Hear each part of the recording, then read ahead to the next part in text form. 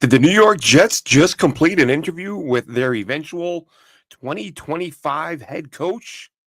We'll know in the coming weeks and months. I'm Glenn Naughton with Jet Nation Radio, jetnation.com. Be sure to log into jetnation.com where you can register and become a part of what is the most active Jets message board on the web. So I'm sure you've heard by now the Jets today interviewed former Tennessee Titans head coach Mike Vrabel, former Patriots linebacker Mike Vrabel. This was first reported by Zach Rosenblatt of The Athletic. I guess it must be fake. Um, so the interview apparently went really well, according to Connor Hughes of SNY, who I believe tweeted that it went very, very, very well. Maybe even 4 varies in there. So we'll try to get clarification on that, but we're going to go with 1 vary down here.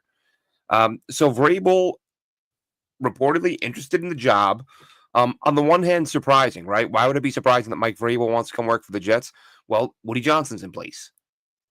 Woody Johnson doing himself no favors in recent weeks or this season in general, of making himself a guy that people want to work for. You have the firing of Robert Saleh, which many believe was premature. I actually didn't kill Woody on that. I understood. I think he felt like, damn it, we're supposed to be Super Bowl contenders, and the season is slipping away. I need to make a change sooner rather than later. So I understand the mentality there. Although I said, again, for me, folks, I go back as far as once the Robert Saleh values Joe Beningo's friendship a great deal and talks to him during game week, that's when I jumped on the Saleh train. So we're over a year of me saying, get rid of this guy now. Jets held on to him too long. I understand people saying you should have left him alone, left him in place this year. The players liked him, blah, blah, blah. But again, I'm not going to knock Woody. Like, I'll knock Woody when he deserves it, but I'm not going to knock Woody for slamming the brakes on and going, hang on a second, before my season spirals out of control, I'm making a change. Of course, things only got worse because Jeff Ulbrich was a worse option than Robert Saleh, but you don't know that to be the case until you do it. Now you know, and Jeff Ulbrich, nice guy and all, and probably a little too nice, a lot like Saleh, working too hard to be buddies with everybody. You know who won't do that? Mike Vrabel. So Vrabel, reportedly one of the top candidates the Jets have their eyes on. A guy that one early report said he is the guy. He's like the Jets' top target. Problem is, other teams will be targeting him. You would have to wholly expect the Raiders to make a run at him with Tom Brady now having some control there in Las Vegas. The Saints have been mentioned. Who knows what's going to happen with the Patriots with Gerard Mayo? I said earlier, I think that'll be an interesting battle, right? If Tom Brady and Bob Kraft are fighting over the same head coach, what are they willing to do to get Mike Vrabel to come in? But that's the question I have with the Jets. What are they willing to get Vrabel to? If Vrabel is in demand, which he will be, are they going to be willing to give up more control to him than they would most head coaches? Because as we know, or if you don't know, there was a power struggle in Tennessee with Vrabel. So Vrabel had success in Tennessee, a couple playoff appearances, a few winning seasons. He got a quicker trigger in terms of firing than a lot of guys get. He had a few really good seasons, then 2 bad ones, and he was gone.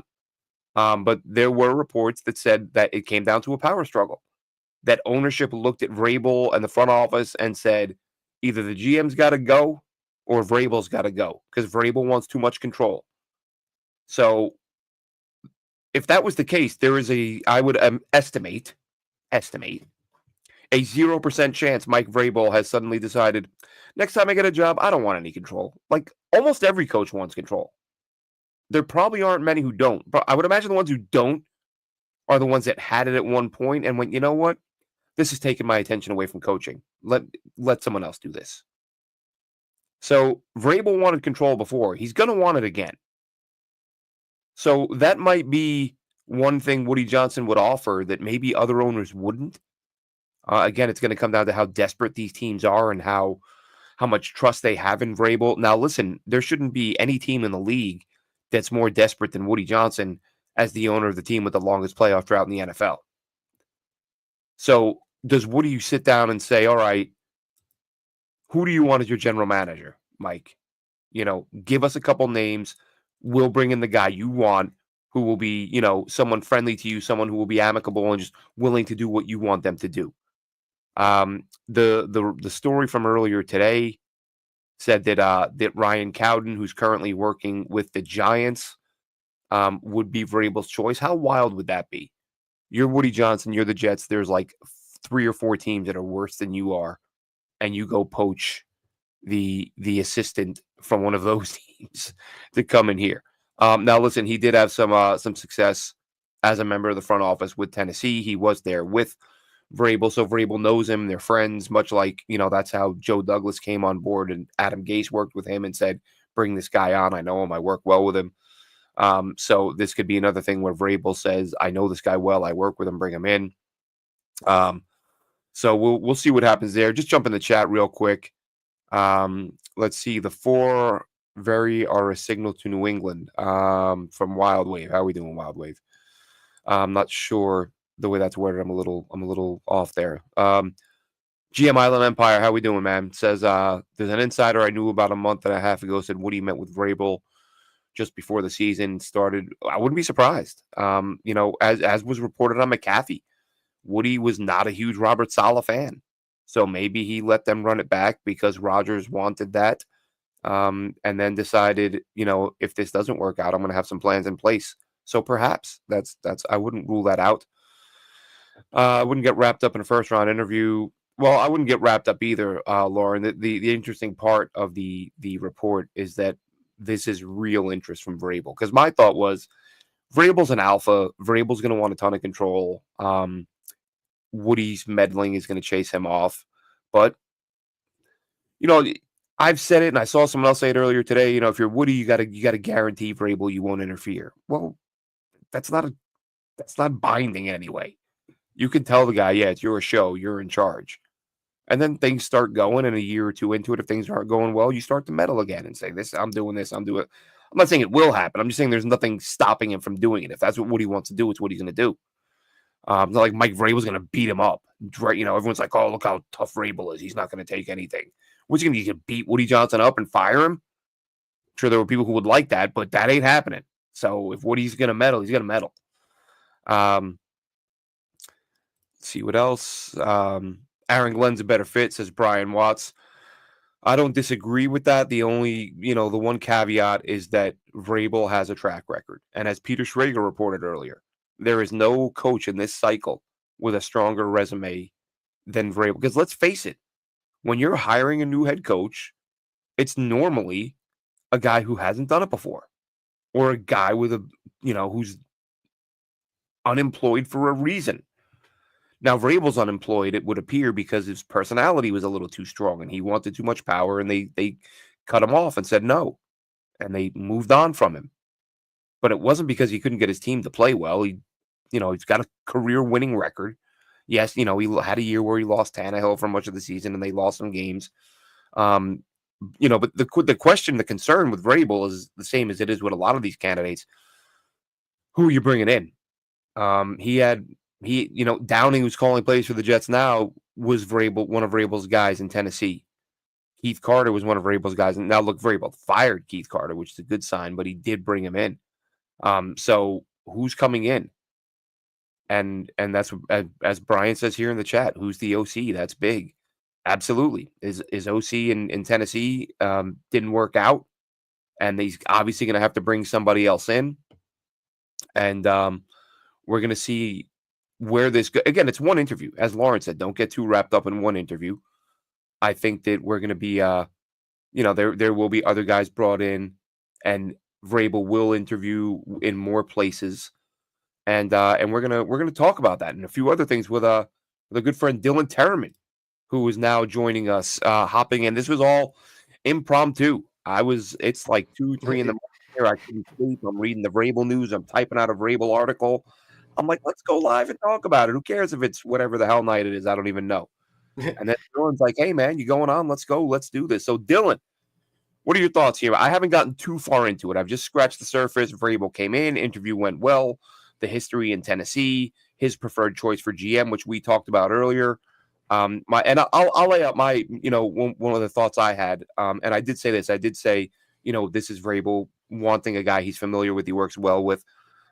Is it a way to sort of make him the de facto GM where the Jets aren't going to come out and announce that they've made him king of all the land and he's got all the power, but they could bring in a guy who's amicable to doing what Vrabel wants, and you're essentially giving him all power without saying you're giving him all the power.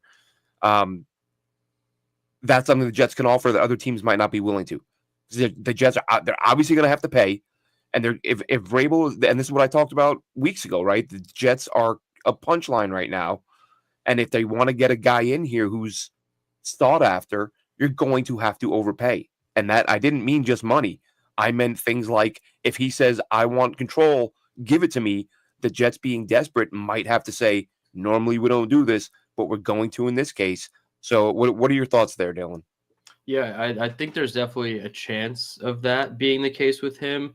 Obviously, based on the article this morning, and you know me and my history with Zach Rosenblatt, I don't believe 100% of everything, because if you read the article, it sounds like Mike Vrabel wrote it. You know what I mean? So like he's going to paint himself into a nice light, but it painted himself in a way that like it wasn't a power struggle. And Cowden was the interim GM when they got rid of John Robinson, and that they worked well together, and that they just wanted to keep the same philosophical vision and all that. And like if that part is true, that sounds really good. But obviously there's the back of your mind that's like, oh wow, well maybe there was the power struggle and he does want a lot. When we first started talking about coaches, Ben Johnson and Mike Vrabel were the two on my list. Is like, Ben Johnson's not going to want to come here, and I still kind of hold true to that. And then I said Mike Vrabel, I was like, he's going to want way too much power, and Woody's not going to want to do it.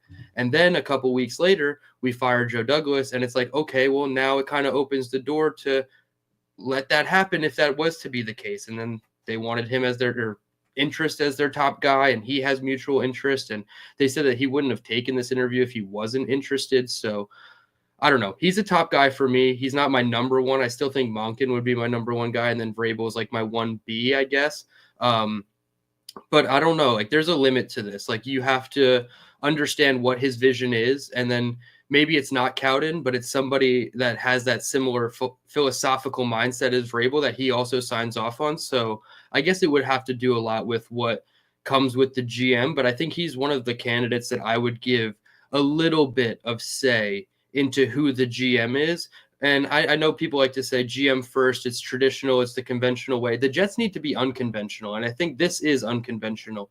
You technically have your interim coach, you have a game left to play, and you're interviewing head coach candidates. Like, he was in the facility today. He could have accidentally bumped shoulders with the guy he's replacing in 4 days or what have you in Jeff Ulbrich. So it's just kind of awkward, but kind of like it's necessary. And this is why Woody did this, to get the jump and the head start. Obviously, they couldn't, keep Vrabel at one Jets drive and lock him in and make him sign the contract like everybody thought. But I don't know. He's one of the guys that you give a little bit more control to than everybody else because his history warrants it. And we don't have to go down the whole resume, but I mean, you hire two staffs that get poached into coaching positions, and the one coach is probably just as good, if not better, than Vrabel was as a coach. And I don't know. He's night and day on the field and on the sidelines.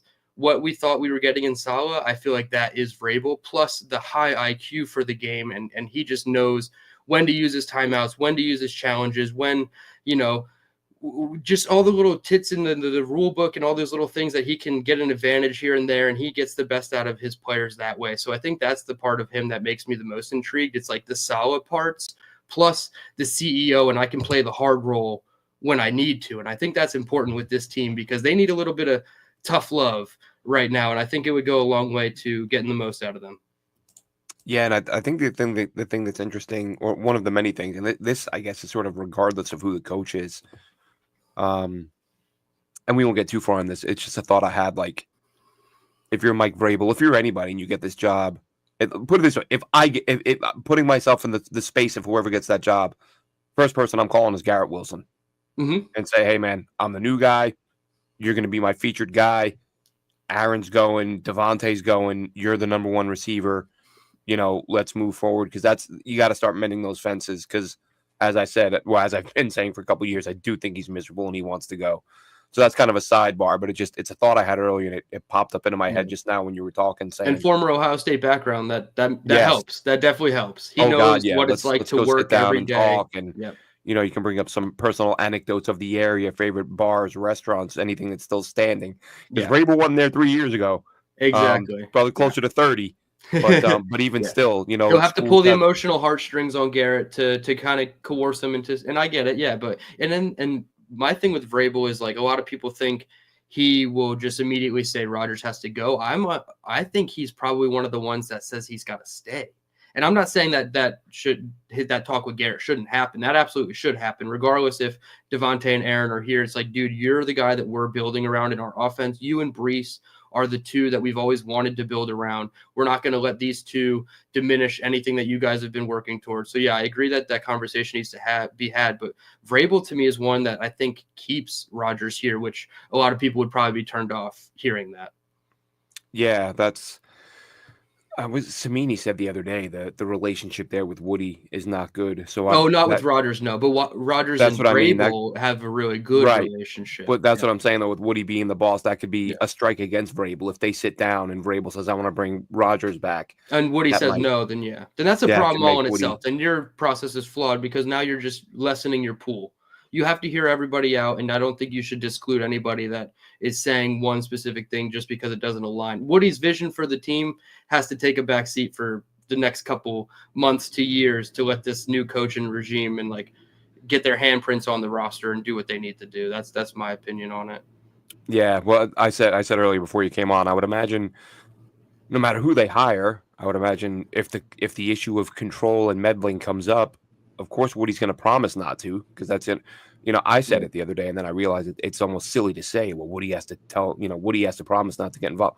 Well, there's nothing he can say that. He can say a lot of things. Yeah. He said to Eric Mangini, you're safe this year, and then fired him We a couple fired him, months yeah. later. Yeah. There's nothing binding about promises made and negotiate. You're not putting it in a contract. So yeah, Woody can promise not to meddle, but you have a disappointing year one and get off to a slow start year two. Guess what? You're Yeah. not in control anymore. Yeah, I think you hit on it before I came on a little bit with the trust of Salah. And I think it all comes down to what candidate he's going to trust the most. And I don't necessarily think that means we'll see him as the best fit for the team necessarily, but I think whatever coach he trusts the most is probably going to get the longest leash in terms of I'm going to let you do this your way because I align with it. And then once it's not working, I'm going to step in. Because if he says, oh, I don't align with this, you're obviously not going to hire that guy because then the meddling is just going to never stop. And he's just going to step in right from the jump, like you're saying. So I do think it has to come down to trust with these candidates more so than like what they are selling and what we're selling to them. Because let's be honest, we have to sell them just as much as they have to sell us. Or It's a good point. And one thing I'd love to know. There are a million things we'd love to know but it'll never get out there. Like, what is again, whether it's Vrabel or whoever it is, because of the fact that as I've said before, you look at what this incoming GM is going to be inheriting. Like, look at the last three general managers and the this offensive isn't lines they 2020. inherited. Yeah, Nothing. They had trash on the offensive line. You had DeBrick at the end of his career, Mangold at the end of his career. Like, they had close to nothing left in the tank. Guys like Brian Winters and Jonathan Harris. I mean, it was nothing. Does that change the expectation? Like, basically, is Woody willing to say, all right, new coach, this is a reset. If we miss the playoffs the next couple of years, I understand you're starting over. Maybe you got to cut a bunch of guys, trade a bunch of guys, or whoever the hire is. Does he say, look, you have 4 out of your 5 starters on the O line, and if we bring Morgan back, you got 4.5, and whatever rookie or free agent you get behind him.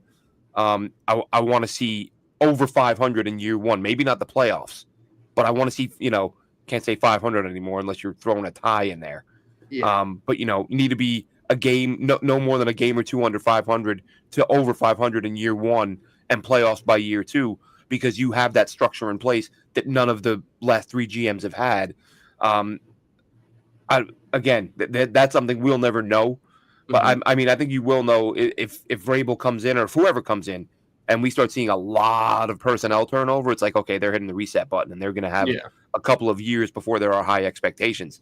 One interesting thing though, Dylan, about Vrabel coming in here, because I was thinking earlier today, listening to the With the First Pick podcast last week, Rick Spielman and Ryan Wilson on CBS Sports, And Spielman was talking about top 5 steals in the draft, top 5 rookie steals or whatever it was from this year's past draft. Okay. I don't know if they worded it steals or however they termed it, like just High surprising value or picks. quality rookies. Okay. And one name that came up, despite, I mean, let's be honest, not a lot of production, was Braylon Allen.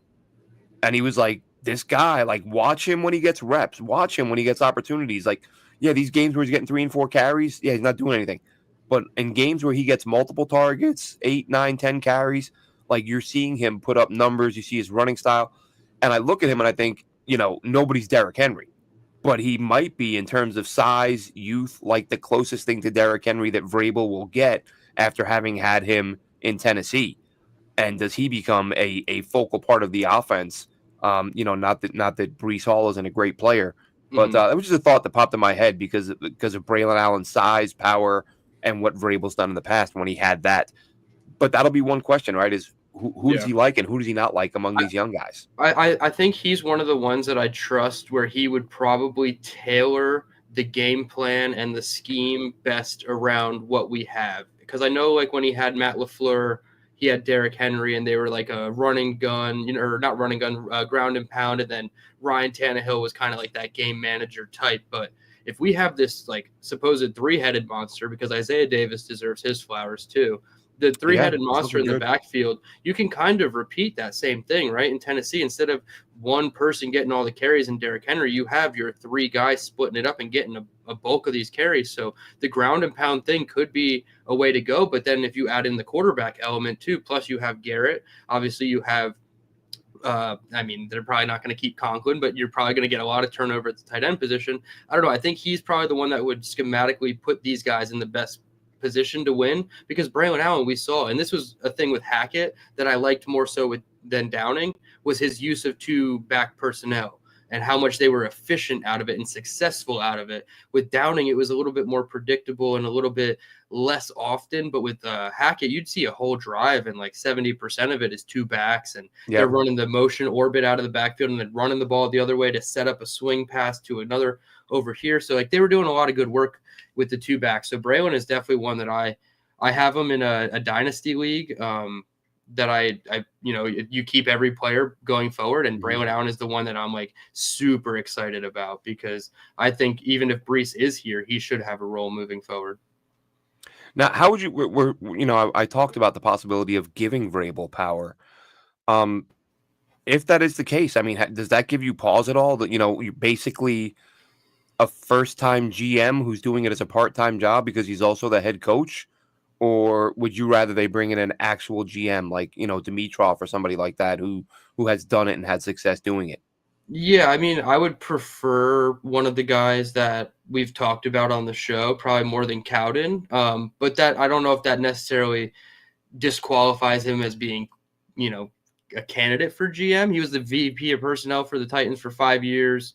He was the interim choice when they fired John Robinson, so clearly they saw a little bit of something in him. Obviously, they didn't retain him. And I think Ran Carthen, I think he's actually a pretty good GM. Obviously, they don't really have a ton of success, but I don't know. I would prefer somebody else on the list, like a Dimitrov we've talked about with the analytics background. I really like that. I know we've talked about even like a Jim Nagy with the scouting background, but apparently Cowden comes from the scouting background. Not that, I mean, that maybe gives you a little bit bonus points instead of like being the salary cap guru guy. But I do think there's more quality options, I guess, not qualified, because I think he is qualified. But yeah, like give me like a Borgonzi or a Mike Greenberg, like Rich Cimini reported earlier this week. I would prefer one of those guys, or even those whole tandems, like the Liam Cohen, Mike Greenberg tandem. That's really good. I like that just as much as I like Vrabel. I didn't really like the other one he gave. What was it? Was it Borgonzi and Glenn? Was that the one? I think so. I was a little less about that one, but I could still get on board with it. I would prefer Vrabel and a Cowden guy, or a guy that Vrabel has say in, because Vrabel could have say and you still get a guy like Ray Agnew. I'm cool. You know what I mean? We don't know who it's going to be. It doesn't necessarily have to be Cowden. It still could be, but I do think there's better quality guys out there. Yeah, I think with GMs, not so much with head coaches, unless you get a guy like Dimitrov. Obviously, we'll talk about it as the process plays out, but I'm kind of and I said this at the very top. I may have said it as soon as Douglas was fired. Like I'm done guessing and giving credit to guys without knowing what they want. Like Yeah. we can sit here and say, let's hire this guy. Look at their draft history where he works. And it's like, that doesn't mean those are the picks he would have made. Like the executives at every level, whether it's your area scouts all the way up to your GM, if you gave every single one of them the opportunity to make a pick in a spot where it's made, that every single one of them could have taken a different guy. You could say, look, this team drafted this guy, right. And the guy you're bringing in may have disagreed with every single one of those picks and may have taken 5 busts. So, I mean, we can pretend to make ourselves feel better. Like, look at the history in the background. Right. Who's he drafted? Well, nobody. But look who they did draft. Right. Somebody else drafted them. And you hope that they learn from those guys. But you just don't know. Again, Dimitrov has done it. He's been the GM. You can point to a record. Head coaches, they've coached at some level. I mean, unless you're, when you bring in like a Herm Edwards who's a coordinator, but if you're, who's a special team, he's a DB coach. He wasn't even a coordinator. Mm-hmm. When you bring in a coordinator, you have some idea what's the philosophy on at least one side of the ball. Yeah. There's something there that that you can talk about. When it's a GM, you're analyzing the quotes put out there by the media. Yep. And sometimes those quotes are put out there favorably because that guy wants favorable treatment in the future. Oh, this guy's a young rising star. Hey, buddy, saw what I wrote about you, right? Like when I need an in-season nugget, I need you to, Yeah. So, well, that's how we got the article. GMs, that like Rex hire Hogan, who you're going to hire, but unless it's Dimitrov, I'm not going to pretend to be like, yeah, this is the guy, because we don't know. Yeah, well, that's how we get articles that say that Rex Hogan and Mike LaFleur were the ones that wanted Zach Wilson. Nobody else in the building but Rex Hogan and Mike LaFleur, and then you drafted him at 2 overall? I don't believe it. A lot of hands wanted Zach Wilson. So it's like we don't know who's involved in what process, and people are going to get, blamed, like you said, through the media, and that's all we have to read through. So it is tough. I guess my defense for Borgonzi is he's held so many different positions in that organization since 2009. So he's been there since like pre-Reed. So like I think he's been there for quite a while, and he's done enough within the building, like working his way up. I think it was like an area scout or national scout, all the way up to assistant GM. So like he's one of the few where it's like you can kind of see that he's grinded his way up there, and it's not like, oh, he just came in with Andy Reid and he's like a Matt Nagy type and he goes off and he's going to be bad. Not saying he's going to be great, but that's, I guess, the reason why I would choose him from the Chiefs. But if you pick somebody from like the Ravens, that's the same thing. It's like, how much does the Kokinis guy have in the draft process of the Ravens, or is it all Eric DaCosta, or who's really pulling these strings? So yeah, it's really tough to know the GM, and that's what makes it hard. Like you said, the coach is probably easier to, okay, I see what his unit does on the field on Sundays. I can get behind this guy and rally behind his thinking and philosophy. Right. You can look at interviews and interactions on the sideline. Is he tough on his players? Is he soft on his players? There are things you can glean from watching them do the job that you say, okay, if that translates as a coach, that's great. I always think back to, I remember after McCagnon was hired and reading these articles about how he's a meticulous note taker. He's so well respected with the scouting background, and he's the first guy there, and he goes off in the corner by himself, and he's taking notes for hours while other scouts are just talking. And you're like, oh, wow, this guy's really dialed in, okay, or maybe not, so maybe he's too in his head with all his notes. Yeah, we'll get a million reports about how great a guy is before he's done anything. So look, and we'll just hope, but it's like, okay, let's see this guy run a couple of off seasons to get some type of feel for something. And somebody said in the chat, and I joked about it a couple weeks ago, but what if he wanted to bring in Mike LaFleur? Because he's already had success with Matt LaFleur. I don't think it would happen. But there was the proposed, I guess, mock hiring, and it would be Tommy Reese, the tight ends coach from the Saints, and Shane Bowen, the DC from the Giants. So again, not really like enthusiastic hires that I love. If that was the case with Mike Vrabel, obviously that's not confirmed, but on paper, it didn't really have me feeling nicey. Yeah, that's my concern going into it. And that's why one thing I've heard a lot of people say is, things I've said in the past where I'm like, I don't care if the coach is offense or defense, just get a good coach, get a good leader, which I get all that. But as I've said in recent weeks with this search, like, get a guy because you're probably, again, coordinator, good chance you're getting a first-time coordinator, whether it's Vrabel or not. This is why I want an offensive guy. Because when that rookie Mm-hmm. coordinator is struggling, or that quarterback that you eventually take or trade for, JJ McCarthy, is eventually struggling, who's the guy at the head of the table to say, okay, we had this one time at such and such team with such and such player, and here's how we got over that in that quarterback room, in that offensive room. Mm-hmm. I want that. I don't want a DC who looks at the coordinator and goes, hey, man, this is why I hired you. Get it done. Mm-hmm. Like, okay, fine, do that, but give me one more voice in the room who's been there, done that. Yeah, I agree. Microfox says Gruden. A lot of people have mentioned Gruden. Listen, I've always liked Gruden. I was in Tampa when he won there with the Bucks. Mm-hmm. You saw that he almost won it with the Raiders the year before. I look at him as a guy who, like, is he trusted in locker rooms now after the stuff that's happened with him? Has the game passed him by? I don't know. And let's be honest, things weren't going great for him in Oakland before the email scandal. Yeah. So there's only one person lower on the rankings for me as a head coach than Gruden, and it's Ron Rivera. That's it. And like right above Gruden is Rex Ryan. So like that's the pool you're in for me right now is the non-employed ex-head coaches. Yeah, Gruden. I mean, Gruden was good with. I remember him sending Keyshawn home. When he was getting to where he was a distraction. Gruden was more of a disciplinarian than like Saleh. Then a lot of these guys. I mean, I was joking about. Ulbrich. It's embarrassing. It's embarrassing to watch Jeff Ulbrich be like, Hassan Reddick is so awesome. He's calling fans stupid, and he's calling us stupid by saying the shit that he's saying up at that press box. Like, you expect us to sit here, listen to this, and believe the things that you're saying about the players on the field that we watch every week. And you're talking about offensive players on a Sunday afternoon saying you got to go back and watch the film because you were too wrapped up in the defense to watch the offense while it was happening on the field. No wonder it's a goddamn circus and Aaron Rodgers can do whatever he wants. The coach isn't even watching him. Baby's got no babysitter. What's he going to do? He's going to get into shit, right? It's just so stupid. Like, I watch his press conferences and I feel stupid watching and listening and thinking that he's honest about the things that he's evaluating. No, you're not honest. I think it's a joke. I think it's a gotcha to Woody because they fired Saleh and he's like, dude, everybody just lay down and say the stupidest shit you could say and eat it up. The whole time you're there, just laugh your way out of the building. We got the whole fired by a kid line. Like, I don't know. The whole thing is just like a big gotcha to Woody. And it's kind of funny, but it's like, it's embarrassing to sit here and I can't watch the press conferences anymore. It's embarrassing. Hats off to Buffalo. Hats off to Buffalo was the first thing he said. Dude, just walk away. Just walk away now. Because nothing you're going to say is productive.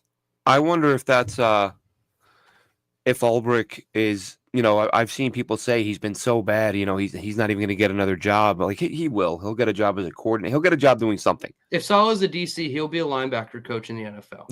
Yeah, but I wonder if when situations like this transpire, when you get what happened with Saleh, when you get what happened with Ulbrich, owners, coaches around the league, like, do you really think that, that there's anyone in the NFL who's like, well, if Saleh couldn't make it work with Woody Johnson in charge, clearly Saleh's the problem? Or are they going to be like, okay, we know Rob failed, but we know what the issue was? No, I think we know Ulbrich failed, but we know what the issue was. I think Saleh gets the benefit of the doubt. Yeah, I think Saleh gets the benefit of the doubt. I don't think Ulbrich does because as a coordinator, I think Ulbrich will as a coordinator. I don't know. Maybe not this year, but eventually, sure, I could see it. Like, because like you said, coaches are friends. They get each other back in their circles and they develop them back up from position coach back to coordinator. But I heard the DVOA stat about going from Saleh from like 32 when he got here to 5 to 3. And then when he got fired, they're just straight back down to 31. It's like, that's historically bad. And you're a defensive minded coach and you can't coach defense. I don't get it. Everything changed. I do think like one thing that worried me a little bit, and I can't remember what I said afterward. I can't remember if I said I was surprised. It made me feel uneasy. Like that the coach got fired and like right away Sauce is like, I'm still playing for him. Like I talked to Saleh. He was still texting Ulbrich every day. Saleh, game planning. Yeah, but the fact that players liked Saleh so much, Oh yeah. what you think they're just talking football, or do you No. think they're like, hey, coach, you got screwed? Yeah, Man, for forget sure. this place, forget our season's DJ over. Reed, And DJ Reed, that's I what I'm want to hit saying. free agency. If I want to both go your where Saleh corners, goes. if both your corners are basically checked out by week 5, I mean, listen, Sauce isn't exactly Rod Woodson back there. I always use Woodson as an example. To me, he was like the first great tackling corner I saw as a kid before he moved to safety. But the tackling issues with Sauce, it was never nearly as bad as it was this year. And I could be wrong, but I felt like that happened after the Saleh firing. Yeah. Like some of the defensive guys laid off. Quinnen Williams, he had a stretch this year where he looked really good, but by and large, it's almost like with Quinnen, I don't know if you've noticed this, but it feels like, and it could be just coincidence, and maybe I'm off, but I feel like every game he makes a splash play early, whether it's a pressure or a TFL or a QB, he'll do something early. And it's almost like he's like, all right, I put a play on film that people can say I can see I'm still able to play. And then you don't really hear from him much. Now, look, I think he was good last week. He's had some games where he's been very good, but he's had a lot of games where he's been invisible. And I wonder how much of it is our season is over and they screwed over the guy that I loved in Saleh. And so I don't care about this gig. It could be that. I also wonder, like, there's no talent next to him. Like, how burnt out does he get with 4, 5, 6 hands on him every single play? Again, not excusing it, but like you said, he kind of has that energy first thing in that first drive. He'll have a nice pressure on third down, get the defense off the field, and then he struggles to keep present in the game and like make those stats. And I'm not, I have not gone back and watched film probably since. Yeah, I've watched less film this year game. than I have in years because I just don't care. I'm so angry. Other than just like offense film, like I've gone back and watched the offense, but not defense. But like there's just nobody next to him. So that'd be the only defense for Quinnen. But yeah, everybody's kind of, who can you point to on defense besides Jamie Sherwood and Will McDonald, who have played better than they did last year? Yeah. It's hard. And like the whole Sauce thing, he came out and said he was in a bad mental state to begin the year. I don't know if that was pre-Saleh, during is that an Saleh, excuse? after Saleh, like, whatever that is. Yeah, exactly. Because all off season, he seemed to be loving life. Now, again, what you put out on socials and for the public is completely different than what's inside. And I can't judge what he goes through. Maybe something happened. But he said he was in a bad mental state, and that definitely had an effect on his season. And then to have more negative things pile up on top of it, it's no surprise that his play was never able to get that upswing again, and now he's out for the last game of the season. So we're done. We've seen Sauce Gardner for the rest of the year. This is all we have. So yeah, and as Wild Wave says, what I alluded to this when after the firing, Sauce said we're still doing it for him. We're still playing for.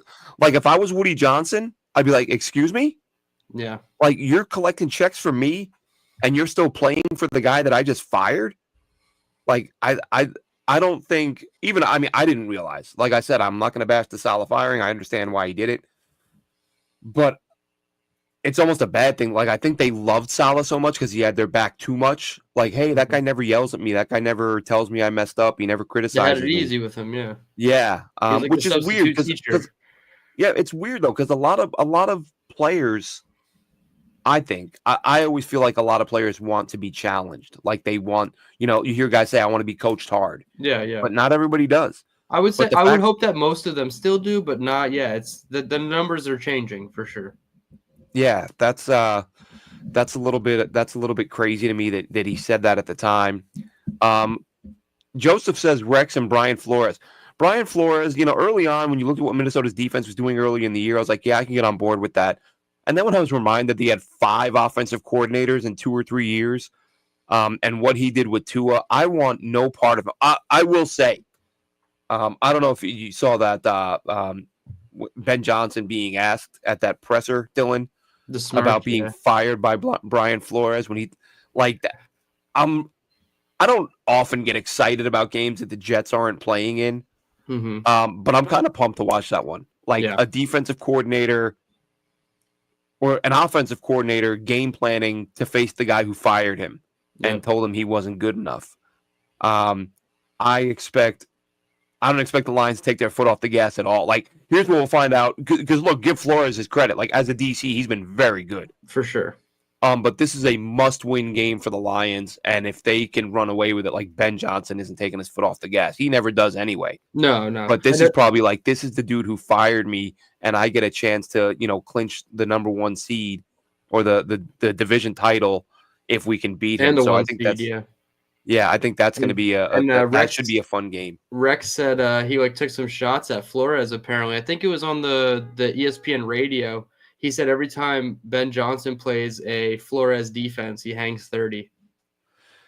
Tell you what, man, that's gonna be I think that's gonna be a fun game. But I mean, Flores was a good option for me personally, like because I can see the Vikings pipeline. If like you said, McCarthy earlier, and maybe they bring over Josh McCown. I don't think he wants to be separated from Sam Darnold and vice That's versa. the thing. But you know what I mentioned mean? McCown, but I was like, I think him and Darnold. Yeah, maybe. I mean, money talks. Maybe as an OC and you have control to groom over McCarthy, you have the chance to repeat your success with Sam.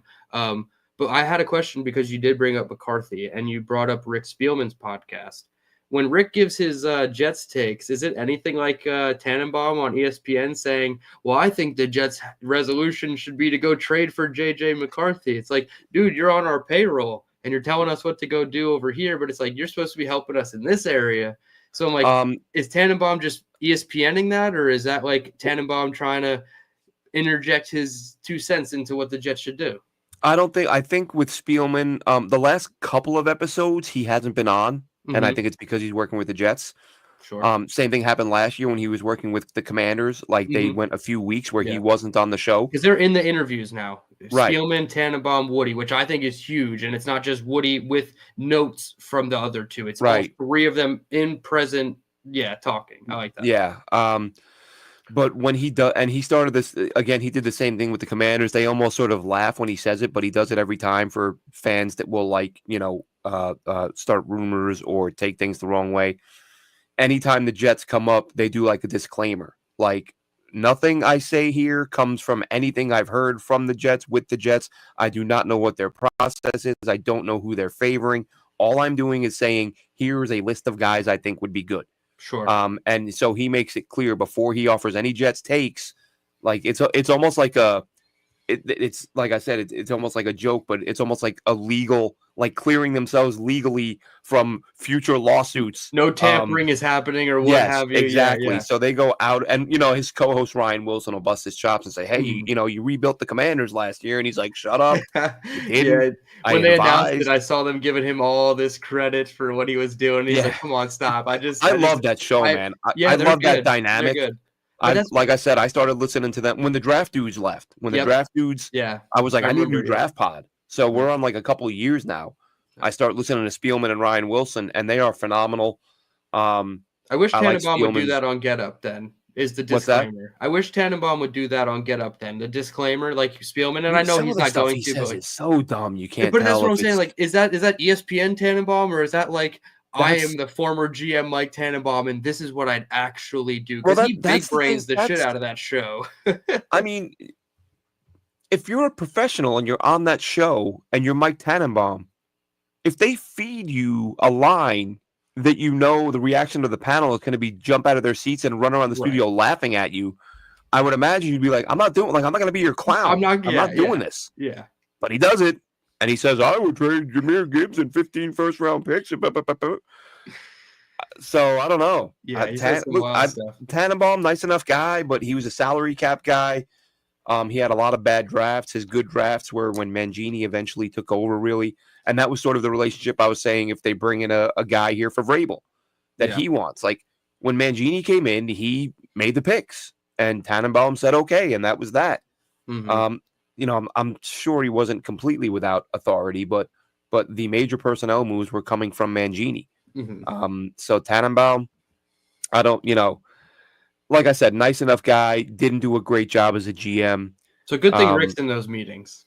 Yeah, I love that. I want Rick to be. I want him to be the GM, but I don't, because there goes my favorite draft podcast. Sure, if he becomes the GM. Which is funny though, because if you go back a couple weeks and you say Woody Johnson and the New York Jets have employed Rick Spielman and his group, not the 33rd team with Mike Tannenbaum. The entire reaction to this hiring is completely different because we saw what happened. He got laughed at. Oh, Yeah. you hire your former GM to find his replacement. He Technically, it's wasn't not. good enough to be your GM, but he's good enough to find your GM. Yeah, exactly. You set it up Oh, that the way. But it's like Jets. if it was just Rick Spielman's name, then yeah, everything changes. But I am glad that it's Rick with Mike Tannenbaum, but also all three of them again in those interviews, because that goes a long way. Because I think Mike can talk to Woody in a similar way, like Rex Yeah, says the that he can familiarity. talk to Woody. He's like, hey, like I can break this down, and this is the way that we're gonna do it. So like he can kind of filter out everything that's happening. So I think that's good. And then Spielman is probably the guy that's like bringing all these quality candidates to the table. He's pushing these guys forward more so than Tannenbaum. So I think it's a good trio. I almost used the wrong word there. It's a good trio of guys doing the Good group interviews. of 3 different people engaging in an activity. Yeah, so I think it's good that they have these guys, but yeah, Family show, Joe. I'm It's a glad family that show. Spielman gives the disclaimer, because that's important. Because like you said, you don't want a guy who's supposed to be making decisions for your team giving his 2 cents in a way that's like just to spur reaction, and you don't know what to make of it. Yeah, I actually Yeah, there just you go, check. Microfox. You know what I'm trying to say. I just pulled it up now. That's a golf term too, though. Maybe they golf together, right? That's what you meant. Hey, we're coming up on golf season, Glenn. Couple weeks away, I'll be out there. Sauce is fired up.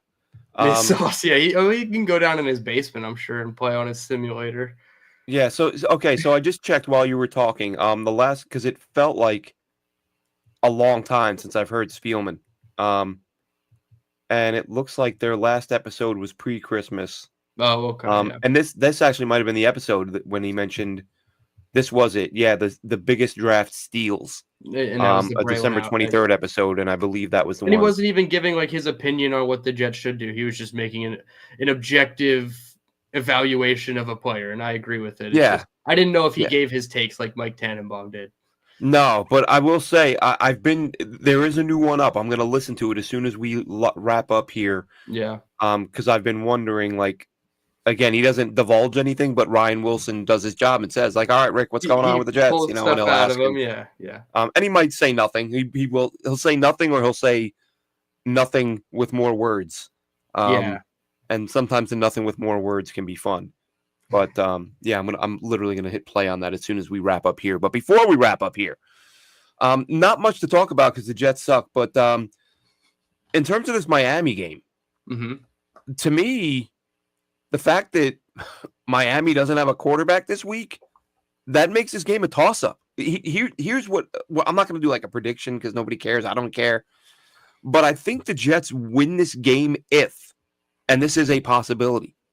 I think if they make a couple of plays early on against a quarterback who isn't a guy with a bunch of starts under his belt, he's had some success. But you're not facing Tua. You're not facing Josh Allen. You're facing a quarterback that you probably feel like you can beat. And if you make a couple of plays early, now Micro Fox says Tua was playing. All I saw was that he soft tossed today. Yeah. Mike McDaniel said it's unlikely. Tua plays, Jets lose, it's a blowout. That's that simple. They've been preparing for Pro Bowl quarterback Snoop Huntley. Yeah. If Huntley's playing and they make a couple of plays early on and get the sort of blood in the water thing and think, hey, we might be able to tee off on this guy today, I think the Jets have a shot. Do you know if it's a win and in for Miami, or it's like a win and we need help? I think either way, they need the win. I know they need the win, but is it like I think they need some help? Denver needs to lose. I was going to say I think they need help in the Denver game. Yeah, because Kansas City's playing their backup, so Denver I'm a Jets fan. Why would I pay attention to playoff scenarios? Well, that's the funny thing too. Is like the Bengals, like their playoff hopes are they need to win tomorrow, and then they need us to beat Miami. Could you imagine if the Bengals win tomorrow, which they can, and then they go on and they're like, yeah, now we need the Jets. We need the Jets to win. Like that's the worst feeling in the world. I know. But you dig yourself in that hole and you put yourself in a win and out situation. You have to be like that. But I even wonder if Rodgers. Well, here's a I always say I can't bring myself to bet on the Jets to lose, but like tomorrow or Sunday, they're gonna win. I wouldn't bet on them to lose. because you could beat a team 15-7 with 5 field goals. It's not a loss, but I don't know. For those of you who haven't seen the injury report, there might be some money to be made on the Jets scoring 0 touchdowns because the Jets, as you know, Olu Fashanu is out. Morgan Moses has been banged up. And now on the Jets injury report, Morgan Moses with a knee, right guard Elijah Vera Tucker with an ankle, and left guard John Simpson with a groin. The Jets could literally be rolling with like 4 backups on the O line. I mean, you could have Max Mitchell and Carter Warren as your tackles. I guess Schweitzer would plug in at a guard spot. It could be you need a couple guards. How I could bad see does no Rodgers want touchdowns. 500? I could see no touchdowns. I would Yeah, I not. mean, Which would be wild because then Aaron Rodgers ends the season on 499. but I'm like, could And you imagine? Yeah, if he just like doesn't want to play behind that type of offensive line, he's like, you know what? I played 16, 17 would be fun, but I also think there's a yeah, chance I could play next year, and I don't want off-season surgery. well, and he could play 17, not finish 17. Yeah, he could do the first drive. After those first 5 sacks and the first 2 drives, he can be like, "Hey, let's bring in Tyrod again." Yeah. Microfox, maybe like, I don't know. I don't get this part, but like, why are we rooting against him to throw a touchdown? Like, wouldn't we want him to just throw 500 and then ride off into the sunset? If you don't want him on the team next year, like, I don't know. I mean, like, are we just that mad about getting a milestone? I was gonna say, man, listen, I get the pulse of the Jets fans that I prefer to use as Jet Nation because there's so many thousands of members who have been there for so many years, and we get millions of posts a month. So, and you can extrapolate on your thoughts because it's not Twitter. So there are, I don't know if you realize, I didn't even realize till Rodgers really started playing poorly. I shouldn't say I didn't realize it. I sort of forgot. And Microfox says it right there. There are a lot of fans who hate that dude. Not like I don't like him, but like they want him injured. They want him to never throw another pass again. They wanted him out of the league when he wouldn't get the shot. Like there are fans who legit hate that guy. So weird. And Hey, I man, wondered, dude, like, I wondered if Woody, especially, I mean, I guess it was a couple weeks ago now, but God, if you're Woody and your quarterback is 1 touchdown away from 500 and he goes on national TV and starts clowning your kid, do you call the head coach and say that dude isn't playing another snap for us? Like, Jeff wouldn't listen. What's that? Jeff wouldn't listen. Well, he listened when he told him to an bench honor Tony to Adams. Well, yeah, that's true. So but it's been an honor to watch Aaron Rodgers and be a small part of Aaron Rodgers. Yeah. It's been an honor to coach everyone. Player. Maybe obviously Woody could probably go over his helmet and fire or bench Rodgers, but he tried that and the coaches talked him off the ledge, and then he ended up playing every single game since. So yeah, that would be the weird one. I feel like it would be where it would get ugly, and you'd probably. But you wouldn't care. It's like season's over. It's not like you have 10 weeks of ugliness to deal with. No, see, that would probably affect your future. If you're Woody Johnson and you tried to do that and it didn't go over well and you forced it, and that probably wouldn't go over well. Yeah, I've heard people say that. Right now we're an attractive destination. People don't want to admit it, but we are. Like you attractive? said. Yeah, we're not 2020 Jets roster. We have a much better roster. According to the competition or based off the competition, we are definitely an attractive spot. Only GM spot open right now. There's probably only going to be 3 or 4 at most, and that's with some surprises. And then the coaches, there's 3 right now. We're the second most attractive in my opinion, and I don't think the Patriots are more attractive just because they have Drake May. Their roster is so bad. Like they have so much work to do. The report about Giardi, I don't know if you saw Giardi. He reported about the Vrabel thing, that Robert Kraft is really cheap and that he might not want to fire Mayo with all that guarantee and then guarantee a new contract for Vrabel, which could be in the 15 to 20 million range. I have a hard time with that because, and look, that might be the case, and I get being cheap, but these guys are billionaires, and we're talking a few $1 million. Like, do people know what $1 billion is? It's thousands of The millions. Rice. You ever seen the Rice You have video? millions of dollars, thousands of times over. Well, it's like $90 And I'm million supposed to though. think because you're going to have to lose 7 of them, you're No, not going to fire a guy? no, it's Like like $90 million. for Mayo? He has 4 years left of Mayo, plus whatever you give Vrabel is all guaranteed. So together, you're paying $80, $90 to correct your 1-year mistake. Yeah, but I would have to see how much of that is Mayo though. And they gave him 5 years. Yeah, that was in the contract with Bill. That felt like a lot. That's what Right. North Bill had Carolina that is put signing in up at for his with last deal. I Steve. forgot about that. That's I what forgot North about Carolina that. is signing up for with Steve, which is Yeah. why the Jets fans that are like, how could you turn down Bill Belichick? Like, miss me with that. Yeah. Because I don't want Steve Belichick in the future. Yeah, forget that. That's Second to no last to part of the that. Saints. That's what I said, though. Wow, Wave. We're second to last to the Saints. There's 3 head coaching openings, and we're second. But, there will be. And I still 4 think or we would 5 be more. second if the Patriots open up. The By Vegas Tuesday Raiders morning, there's were going to be 4 or 5 more. We're more attractive than the Raiders, the Patriots. What are the other teams? I don't know, man. I think the Raiders depend. I think Why are they because you're in attractive? Vegas, I think it's going to be pretty easy to attract free agents. If you have Tom Brady in the building and you're in Las Vegas Max in that Crosby wants stadium, out. that stadium is awesome. Yeah, it's a nice stadium. Yeah, I don't know. But again, them not having a quarterback. Yeah. They don't have a roster. Like they have nothing. Yeah. I think I don't know. I think we'd probably be the second most attractive, even if there was 5 openings. Like, who's the surprise? Like Ben Johnson. candidate? Everyone is saying Ben Johnson in Jacksonville. I've seen that like 3 or 4 times. Okay, if Jacksonville opened up, I think that they could be considered. That's got to open up. More attractive. Yeah. Which is crazy that they might not fire Trent Baalke. That's nuts. Yeah, I guess Jacksonville would probably be more attractive. Again, it's whatever you think your evaluation of Trevor Lawrence is. If you still think you can salvage that with the money, I mean, that's a tough pill to swallow if you don't believe in him. Lauren, you're right. Mark Davis is a putz. But he does have Tom Brady, so if the reports are true that Tom Brady does have as much say as he could potentially have in finding this next quarterback and this and that, then yeah, that does help. No state income tax helps. Yeah, that's another thing in Vegas. No state income, great stadium, Vegas. Like, what other team have we not mentioned? We just mentioned Jacksonville, the Giants. I don't think the Giants are more attractive. They just played themselves out of the top pick, and I don't think they can play themselves back near the top pick. I think they can get to 2, maybe 2. How about Drew Lock? What did he throw, like 4 touchdowns the other day? Dude, Drew Lock for MVP, man. That's crazy.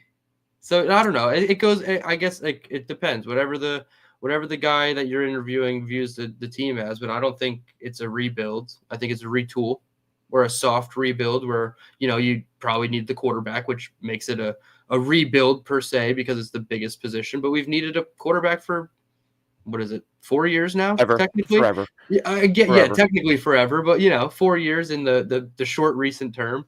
And I think Sauce Vrabel will be interesting because talk about guys getting coached hard and pushed. Oh, like if Vrabel gets Sauce. And he has a relationship. Vrabel has a relationship with Luke Fickell, who was the head coach of Cincinnati when Sauce was there, who is now the head coach of Wisconsin, who almost gave Vrabel a job when he was out of one, but Vrabel didn't want to leave the NFL. So, get Luke Fickell in here for DC. I was going to say, man, college coaches are leaving in droves. Dude, tell me if he came with Luke Fickell as DC and then Brian Hartline from Ohio State as his OC. Tell me Garrett's not like in love, ready to sign on the dotted line. Brian Hartline, the guy who coached him for 3 years, and former. So we'd have a former Dolphin OC and a former Patriot head coach. Did Luke Fickell play for the Bills? I was just about to say, did Fickell play for the Bills? Our special teams coordinator is coming from Buffalo. Oh my God! Before we wrap up, some very quick congratulations. Yeah. To Jamie and Sherwood, the converted safety moved to linebacker. I remember, I think it was last year, Dylan. I think I was a year off when we do our bold predictions. I think it was last year that I said I think Jamie and Sherwood steps in and plays a ton of reps this year, thinking injury or age for Mosley. That didn't happen last year. Ended up happening this year. When Mosley got hurt, what was it, week 2, 3, and people were like tweeting out, "We need him back. He's got to get on the field. I tweeted out, like, I think Sherwood's ready. Like, and then he literally got smoked on the next play for a big gain. I was like, oh, that's going to age well. Yeah. But he has been ready. He's done a really nice job. Hasn't been perfect. He's got some missed tackles, but Jesus, when you get 1,000 tackles, you're probably going to miss a few along the way. Mhm. He's I think PFF has him third in the NFL at like 57 stops, not just tackles, but Wow. stops, Yeah, that's which good. is tackles, within, I believe, 3 yards of the line or that stops them short of a first down. Considered an offensive failure or Yeah, whatever. Yeah. that's the term I was looking for. A play that's considered an offensive failure. Yeah, yeah. Um, Wildwood says, "Do you think Sherwood could play in a 3-4?" Yeah, I do. I I think there's him and McDonald. Like hypothetically, say they draft Abdul Carter and they want to switch to a 3-4 with Abdul Carter and Will McDonald as your 3-4 rush ends. They're probably dropping into coverage a little bit more than you like, but you kind of you can kind of see the path there. What doesn't vibe with me is JJ in a 3-4 scheme. What do you do yeah, with and I JJ? gotta be honest though, I haven't looked at the numbers in a few years because it just kind of to me stopped mattering. When, especially it's probably 5 or 6 years ago. I forget when. Um, when I was like looking closely at this, teams were just going. It's Everybody's in nickel 4-2-5, the yeah. majority of the Yeah, time. yeah, yeah, yeah. 4-3 and 3-4 almost doesn't matter anymore. You're Mhm, in that like 30% of the time, so that it doesn't not matter. But mhm, it's not as important as it used to be. right.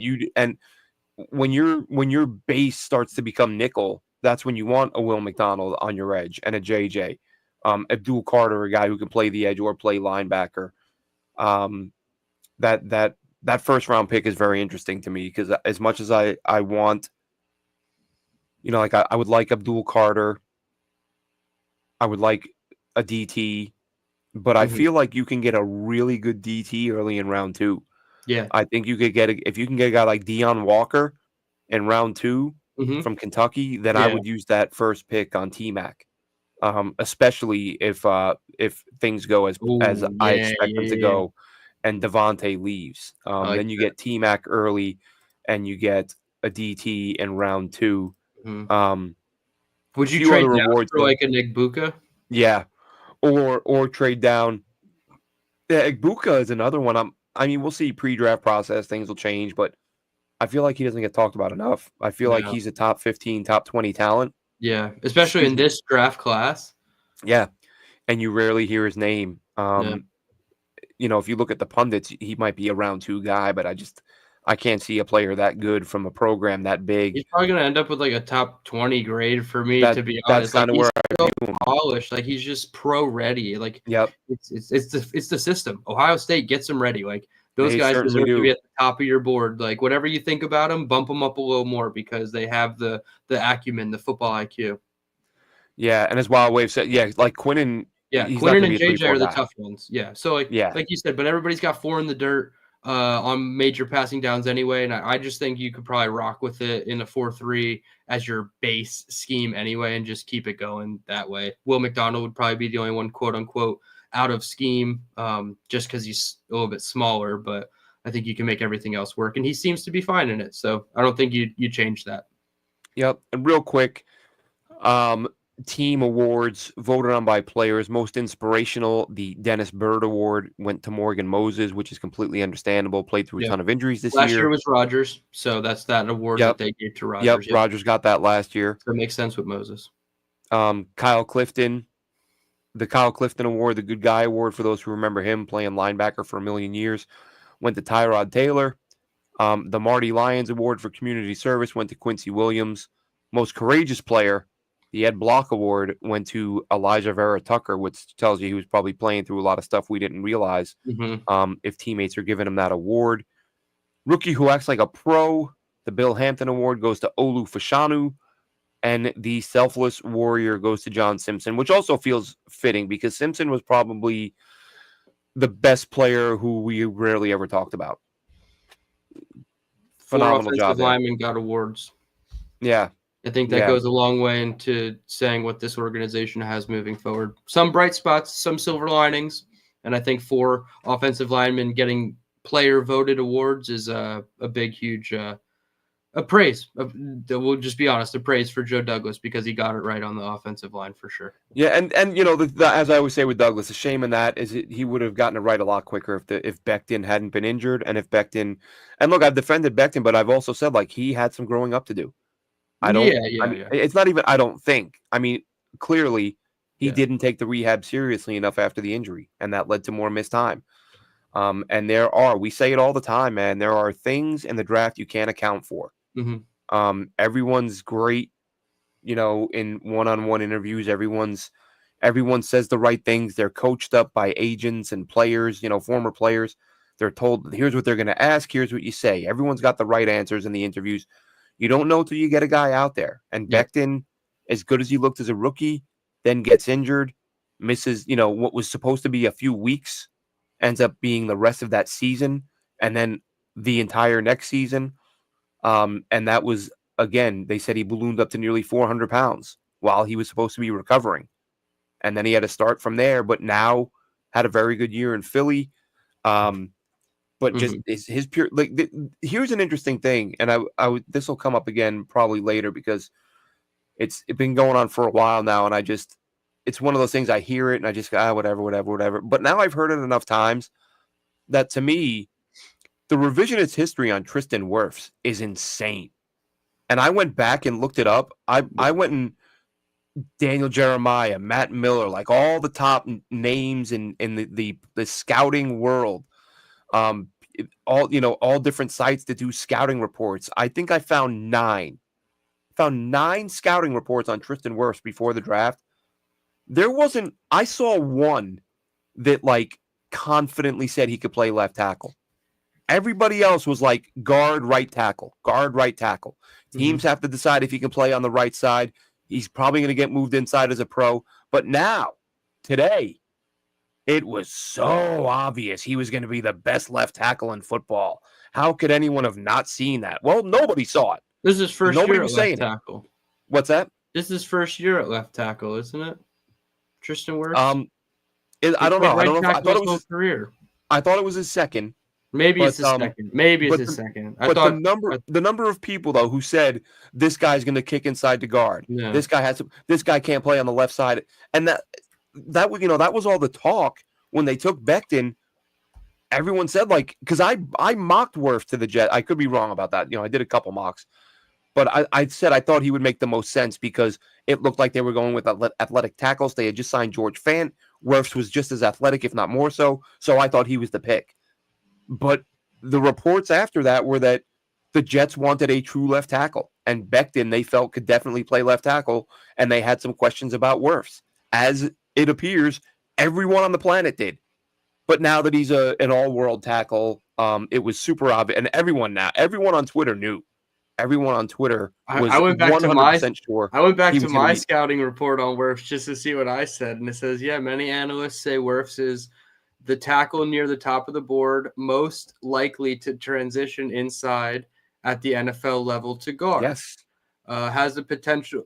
Some say Wirfs has the potential to play all 5 spots on the offensive line. That I don't know who actually said that. I just wrote that in my thing because I do remember seeing it. But then at the bottom of mine, I said Wirfs' versatility shouldn't be passed up if the Jets were on the clock at 11. That was about guard and tackle. That was not left and right. But I think the whole thing with Wirfs and Becton is yes, the Jets were in search of a left tackle, so they felt like Becton was the right choice.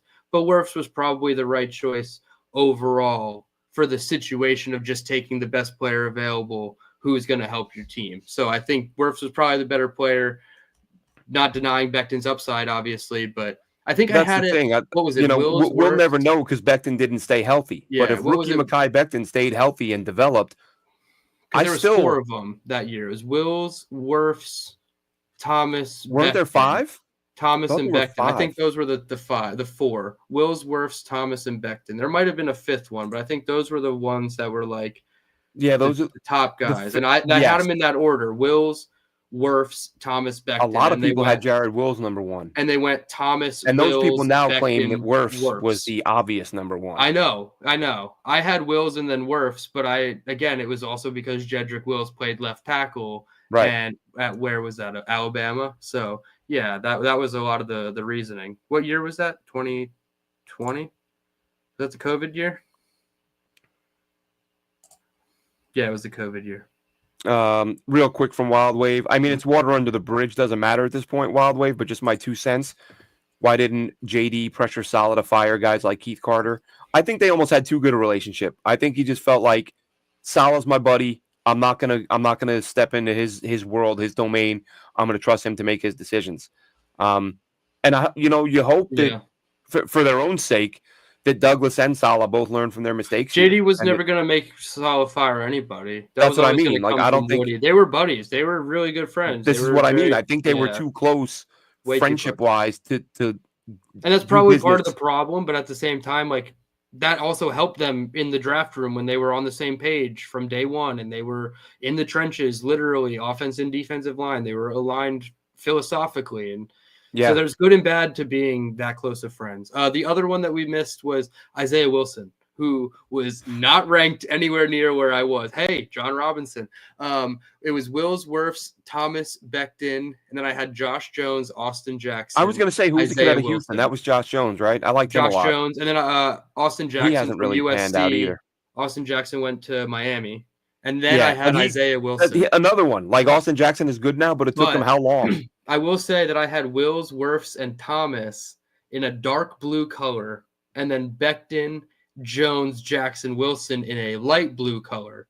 So I think that means a teardrop off. So I was on it then. But Isaiah Wilson, he was like 8th for me, and he was so bad. I don't even think he played, right? Because he got kicked out of the hotel for like sneaking a girl in with food or something. Like he did some weird shit. Like he did. He found himself out of the league in a hurry. But yeah, when I looked that up a few weeks ago, and I was looking up stuff on Wirfs to see where people were projecting him or what people were saying about him, and it was universal. Like I said, I forget who it was. I should have written them down. There was one person who sort of confidently said, and not even said he would be great, but there was one person who was like almost passively, Wirfs can play left tackle. Mm-hmm. But everybody else was like, he's a guard, he's a right tackle. But 2024, now everyone knew back then. This was Johnson. Yeah. It's amazing how everybody knows 3 years after the fact. I hate that's the part of the draft that I can't get. Like you and I, when we have our takes about the draft and we're like, oh, we'll revisit it in 3 years. We revisit it, but we don't go back and say and change what happened. Like we still had our takes and like we just evaluate the take from there. We don't change what the take was. Did you know that this draft, the Wirfs draft, was the John Simpson draft too? Really? I forgot about that. I thought John Simpson was like 5 years older than these guys. He looks like an old man. Yeah, I guess Tyler Biadasz, Robert Hunt, John Simpson. I like Biadasz a lot. Yeah, me too. He's been good. He hasn't been great, but he's been good. Oh, there's some bad names on these lists. You see our friend Michael Carter played well the other day? I didn't realize he was back on the field. Oh, Arizona activated? Oh, because James Conner got hurt. Dude, he's played the last 2 weeks. 2 weeks ago, he didn't do much, but this week he had like 13 carries for 80 yards or something like that. Yeah, because James Conner got hurt. He was questionable all week in my fucking fantasy finals, and I lost by 0.28 points. And James Conner played like one drive, maybe. Yeah, here's a point from Microfox. This is what's going to be interesting moving forward. He says, now Becton is playing guard. Yes, God, fuck him. When Becton hits free agency, is he going to be like, hey, like, tell his agent, find out if anybody's willing to let me play tackle? No, just get the Robert Hunt deal, dude. Because I think he still wants to play tackle. Just get the Robert Hunt deal and be fine at guard. Yeah, I understand the positional value, but like if you're arguing middle tier tackle money versus top end guard money, just take the top end guard money. But if he thinks he can take a 1 year deal at tackle and then get a top tackle deal, if he believes that, he'll have to prove it one more day. Wild Wave. I've said this a few times. I don't know why people hate Elijah Moore so much. I mean, man runs more cardio than anybody I've ever seen. If he's not grown up, maybe that's why. But that dude still gets open and just doesn't get the football. Yep. That's wild. I love it. I love that guy. He's one of my favorites. He's one of the ones that like I don't even want to talk about anymore because like I've beaten the dead horse of like I don't think they should have got rid of him, but yeah. See that always running open. Like I think they should have, but I also acknowledge he is a very talented player. Sure. Yeah. I think you can. I said to a couple people, in fact, I said to somebody, I think like a week before that trade, I was like, because remember, there were no rumors, there was nothing happening. And I was like, I couldn't get out of my craw, like the fact that he threw it back in Salah's face that entire offseason of positive vibes only. And what is it, like week 5, he's demanding a trade because he doesn't get the While we're ball enough. winning, yeah. I'm like, that dude just took the entire last 4 or 5 months of what's been being preached and said, F you, Salah. No. And like the offseason came and I was talking to somebody and I was like, I think they deal more. And they were like, nah, not happening. No way, no way, no way. And I think like 2 days later, the trade happened. Yeah. So they needed again, to make the number available for an incoming trade player. yeah, well, that was part of it too. But I think they needed the pick. I think being the guy he was made him the guy they decided to move. Yeah, but it he made does it get very open. easy to move off the decision, because if it was somebody like Garrett Wilson and he wasn't disrupting and creating ripples in the wave pool, then then they're not moving on from him. Yeah, absolutely. I think let's see. I think that's everything. That was all the topics we wanted to cover. Glad we got one in. I did a solo the other day. We couldn't do last night. It's been this time of year, dude. Christmas, New Year. With the holidays, I got a million in the middle birthdays in my life. Yeah. I can't remember which way is up. We need a petition to put all holidays on the weekend. Yes. Like, just let us work Monday through Friday and have the weekend off. If you want to give us a Friday or a Monday off to just extend it. What's up with Christmas Eve on a Tuesday? And like, I can't do it. I can't do it anymore. I get it. I thought yesterday was Monday until 11:30 in the morning. I was so out of it. I'm looking for my normal Monday content. I'm like, it's not here. Where's the Draft Dudes reaction show? I don't see it. They're almost on takes at this point. All right. Well, give us a follow on Twitter. I'm at JNRadio_Glenn. Dylan is at D Terreman, DTEREMAN.